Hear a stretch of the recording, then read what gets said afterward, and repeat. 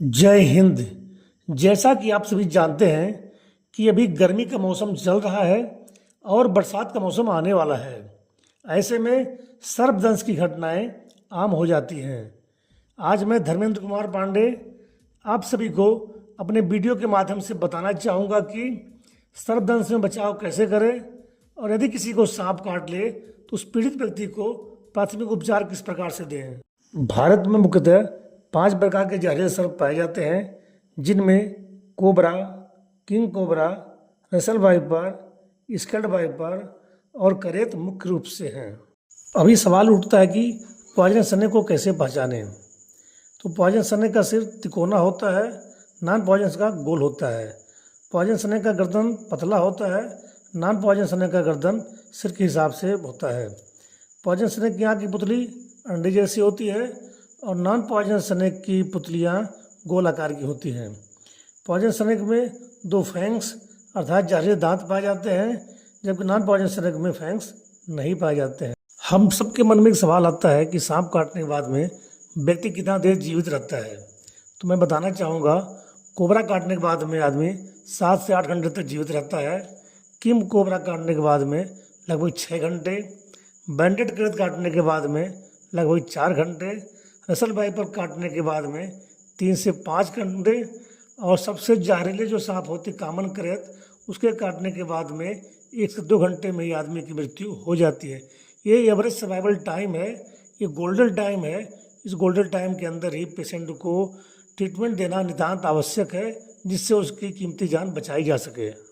अभी सवाल ये उठता है कि हम कैसे पहचाने कि व्यक्ति को सर्प ने ही काटा है या किसी और जानवर ने काटा है, या फिर सर्प ने काटा है तो पॉइजनस है कि नॉन पॉइजनस है। इसके कुछ साइन सिम्टम इस प्रकार से हैं।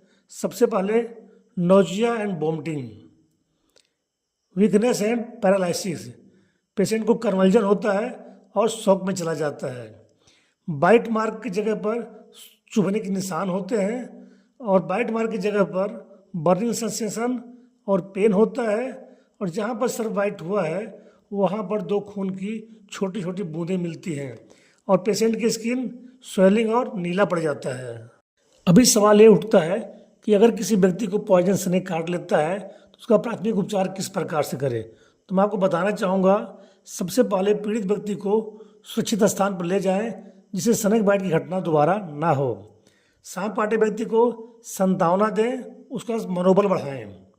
यदि पीड़ित व्यक्ति को रिंग या ब्रेसलेट पहनना हो तो उसे तुरंत हटा दें। पीड़ित व्यक्ति के तंग कपड़े और गहने निकाल दें। कटे स्थान पर साबुन और पानी से लगातार धुलाई करें और स्प्लिंटिंग करके उस पार्ट की हरकत को रोकें, जिससे इमोबिलाइज कर दें और पेशेंट की हरकत वहाँ पर ज़्यादा ना होने पाए। और यदि पेशेंट शॉक में जाता है तो उसका शॉक का ट्रीटमेंट करें। बाइट मार्क के स्थान पर क्रॉस का निशान लगाएं और उसे इमोबिलाइज कर दें। आवश्यकता पड़ने पर ऑक्सीजन दें और लगातार पीड़ित की वाइटल साइन जैसे पल्स, ब्लड प्रेशर, रिस्पायरेशन और स्किन कंडीशन की जांच करते रहें। यदि संभव है तो सांप की प्रजाति की जानकारी रखें, इससे ट्रीटमेंट करते समय काफ़ी आसानी होती है। और पीड़ित व्यक्ति को सोने ना दें, नहीं तो डीप कोमा में जा सकता है। यदि पॉइजन स्नेक ने बाइट किया है तो मुंह से चूस के ब्लड को ना निकालें, ऐसा करना प्राणघातक हो सकता है। इसकी अपेक्षा किसी सिरिंज के आगे वाले पार्ट को काट करके सक्शन पंप बना करके उससे पॉइजन ब्लड को सक कर सकते हैं। यदि किसी व्यक्ति को पॉइजन स्नेक ने काटा है तो जल्द से जल्द पेशेंट को अस्पताल पहुंचाएं, जिससे एंटीवेनम ट्रीटमेंट शुरू किया जा सके। मैं बताना चाहूँगा कि एंटीवेनम इंजेक्शन ही सर्पदंश का समुचित उपाय है और यह भी 3 बातों पर निर्भर करता है। जिस प्रजाति का सांप का है उसी प्रजाति का एंटीवेनम होना आवश्यक है। एंटीवेनम की उचित मात्रा बहुत इंपॉर्टेंट है। कम से कम समय अर्थात गोल्डन आवर के अंदर एंटीवेनम लगाना जरूरी है। स्नेक बाइट के बाद में अक्सर लोग क्या गलती करते हैं जो कि नहीं करना चाहिए। सर्प काटने के बाद कटे स्थान पर कोई ब्लेड से चीरा ना लगाएं, इससे नर्वस सिस्टम या वेंस कट सकती हैं। पीड़ित व्यक्ति को उत्तेजित ना करें, उसको चलने फिरने से रोकें। कस करके पट्टी अर्थात टोर्निकेट ना बांधें, चौड़ी पट्टी अर्थात फ्रीम बैंडेज बांधें। पीड़ित व्यक्ति को कुछ खाने या पीने को ना दें, इससे ब्लड सर्कुलेशन तेज हो सकता है। और पीड़ित व्यक्ति को कोई दर्द निवारक दवा ना दें। अभी सवाल ये उठता है कि हम ऐसी क्या सावधानी बरतें कि स्नेक बाइट की घटनाएं ना हो। तो मैं आपको कुछ सुझाव देना चाहूँगा जो इस प्रकार से हैं। सबसे पहले घर के आसपास सफाई रखें। अंधेरे में ऐसी जगह हाथ ना डालें जहाँ पर सांपों के होने की संभावना हो।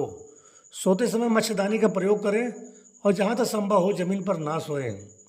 अपने घर के चारों तरफ अगर हो सके तो स्नेक ट्रेंच बनाएं और स्नेक ट्रेंच में फिनाइल और ब्लीचिंग पाउडर का छिड़काव करें जिससे सांप दूर भाग जाए। मिट्टी से बने घर में बिल होने पर उसे तुरंत भर दें। शयन कक्ष के नज़दीक पशु या मुर्गी के घर ना हो। सर्प अक्सर उकसाने पर ही काटता है, इसलिए सर्प के साथ छेड़छाड़ ना करें। हमेशा कपड़े और जूते को चेक करके ही पहने। अंत में बताना चाहूँगा कि सर्पों के बारे में हमारे समाज में कई सारी भ्रांतियाँ फैली हैं जो कि सत्य नहीं है। भ्रांति ये भी है कि सर्प किसी इंसान का पीछा करता है। सच्चाई यह है कि सर्प को 2 फीट से ज़्यादा दिखाई देता ही नहीं है। यह भ्रांति है कि बीन बजाने पर सांप वापस आता है, जबकि सच्चाई यह है कि सांपों को बिल्कुल सुनाई नहीं देता है। वह सिर्फ स्पंदन अर्थात सेस्मिक साउंड से अनुमान लगाता है। भ्रांति है कि सर्प को दूध पिलाया जाता है, जबकि सच्चाई यह है कि सांप अपनी जीभ फटी होने के कारण कुछ भी पी नहीं सकता। वह जानवरों को खाकर उनके खून से अपने शरीर में पानी की कमी को पूरा करता है। तो दोस्तों ये था सर्पदंश की पहचान करके प्राथमिक उपचार देना। मैं आशा करता हूँ कि इस वीडियो के माध्यम से आप निश्चित ही निकट भविष्य में किसी व्यक्ति को प्राथमिक उपचार देकर उसकी जान बचा सकते हैं। वीडियो पूरा देखने के लिए धन्यवाद। जय हिंद, जय भारत।